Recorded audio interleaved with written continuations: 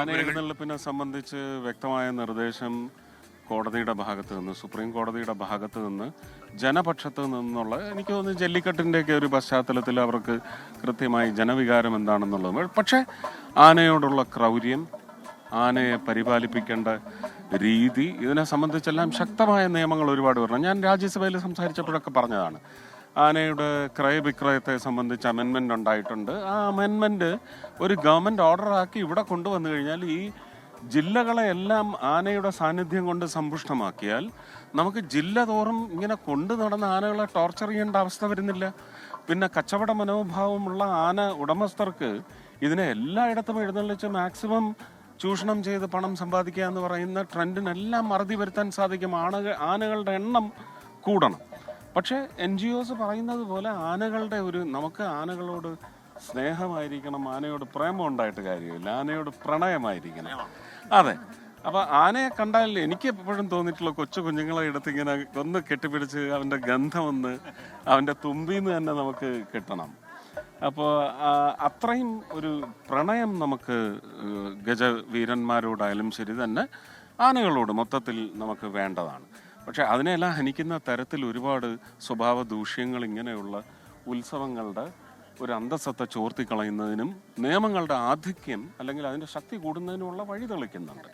അപ്പോൾ അതിനൊക്കെ ഒരു മര്യാദ വരണം. നമുക്ക് ന്യൂജൻ പാപ്പാന്മാരെല്ലാം വന്നിട്ട് പഴയ ആൾക്കാർ, അവരിൽ തന്നെ സത്യസന്ധരായ ഒരുപാട് ആൾക്കാരുണ്ട്. ആനയെ മക്കളെ പോലെ സ്നേഹിക്കുന്ന പാപ്പാൻ സംസ്കാരമുണ്ട്.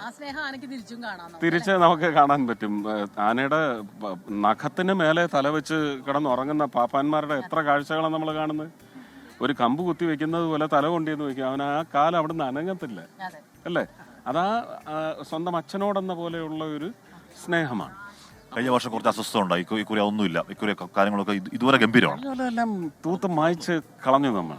എല്ലാം ഇപ്പം ശക്തമായിട്ട് ഒറ്റക്കെട്ടായിട്ട് നിന്ന്. കഴിഞ്ഞ കൊല്ലം അങ്ങനെ സംഭവിച്ചത് നല്ലതാണ്, നല്ലൊരു പാഠം ഉൾക്കൊണ്ട്. പക്ഷെ ഞാനൊരിക്കലും ആ കമ്മീഷണറെയും കളക്ടറെയും കുറ്റം പറയില്ല കേട്ടോ. അതിൻ്റെയൊക്കെ പിന്നിലെ കാര്യങ്ങൾ ഇപ്പം പറയേണ്ട കാര്യമല്ല. ഞാൻ തന്നെയാണ് പറഞ്ഞത് തൂത്ത് മായ്ച്ച് കളയാമെന്ന്. CBI കൊണ്ടുവന്ന് അന്വേഷിച്ച് യഥാർത്ഥ കലക്കികളെ പിടിച്ച് തൂക്കിക്കൊല്ലണം. ധൈര്യം ഉണ്ടെങ്കിൽ ചെയ്യും.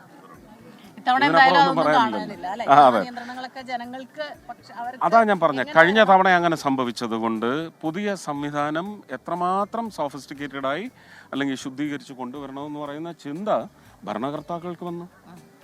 അവരെല്ലാ കാര്യങ്ങളും ചർച്ച ചെയ്തു. ഇപ്പോൾ വെടിക്കെട്ടിനെ സംബന്ധിച്ചാണെങ്കിൽ പോലും പെസോ കഴിഞ്ഞ അത്രയും കഠിനമായ ഒരു മുറുക്കിപ്പിടുത്തം ഉണ്ടായിട്ടില്ല. ഇതിൽ കൂടുതൽ ഈ റിംഗ് റോഡിലേക്ക് പകുതി ദൂരം വരെയെങ്കിലും ചെറു ബാരിക്കേഡുകൾ, അതായത് കണ്ണിൻ്റെ കാഴ്ച മറയ്ക്കാത്ത തരത്തിലുള്ള ഹൈറ്റിലെ ബാരിക്കേഡ് വെച്ച് നിർത്താൻ തന്നെയാണ് അമിത്ഷാ തീരുമാനമെടുത്തിരുന്നത്. ഏപ്രിൽ 2-ാം തീയതി അന്ന് രാത്രിയാണ് 18 പേര് ഗുജറാത്തിൽ വെടിക്കെട്ട് അപകടത്തിൽ മരിക്കുന്നത്.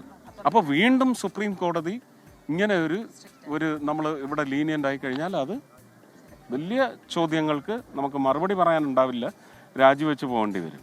അപ്പോൾ അതൊന്നും നമുക്ക് നല്ല കാര്യമല്ല.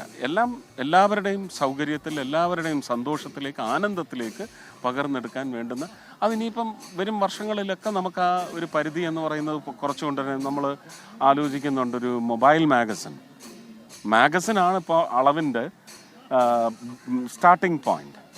അപ്പോൾ മാഗസിനിൽ നിന്ന് 200 മീറ്റർ അല്ലെങ്കിൽ 140 മീറ്റർ എന്ന് പറയുന്നത് 100 മീറ്ററിലേക്കോ 90 മീറ്ററിലേക്കോ കൊണ്ടുവരണമെങ്കിൽ മാഗസിൻ ഇൻവാലിഡ് ആയിരിക്കണം.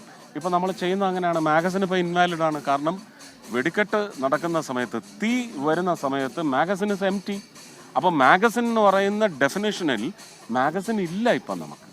അത് തന്നെ കുറച്ചുകൂടി വെടിക്കെട്ട് ഓപ്പറേറ്റേഴ്സിൻ്റെ സൗകര്യത്തിന് മൊബൈൽ മാഗസിൻ കൊണ്ടുവരാനുള്ള ശ്രമവും നടക്കുന്നുണ്ട്. അതും പെസോയും പെട്രോളിയം കമ്പനീസും ചേർന്ന് ഡിസൈൻ ചെയ്യുന്നു. അപ്പോൾ ഇന്ന് നാളെയുടെ എല്ലാ സ്ഥലങ്ങളിലും ഉണ്ട്. അപ്പോൾ എനിക്ക് ആദ്യമായിട്ടല്ല ഇത്രയും വിപുലമായിരിക്കുന്നത് ആദ്യമായിട്ടാണ്. 19 മുതലുണ്ട് അവിടെ ഇവിടെയൊക്കെ. ഇപ്രാവശ്യം കുറച്ചുകൂടി. Thank you.